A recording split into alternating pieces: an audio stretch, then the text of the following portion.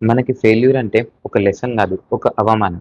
మీరు ఏదైనా ఎగ్జామ్‌లో లేదంటే బిజినెస్‌లో ఫెయిల్ అయితే రిలేటివ్స్ అందరికి ఒక టాపిక్ దొరుకుతది మీ గురించి మాట్లాడుకోవడానికి. నైబర్స్‌కి, పక్కింటి వాళ్ళకి డిస్కషన్స్ అవుతాయి. ఇవన్నీ చూసి మీ పేరెంట్స్‌కి టెన్షన్ అవుతది. మీరేమని ఫీల్ అవుతారు? ఇదంతా గొడవ ఎందుకు? పేరెంట్స్‌ని ఇబ్బంది పెట్టడం ఎందుకని బిజినెస్ ఆపేసి జాబ్‌లో జాయిన్ అవుతారు.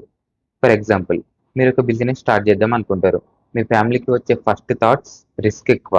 ఒకవేళ లాస్ అయితే ఫ్యామిలీ మొత్తం ప్రాబ్లమ్‌లో ఇరుక్కుంటది. సొసైటీ మన గురించి ఏమనుకుంటది?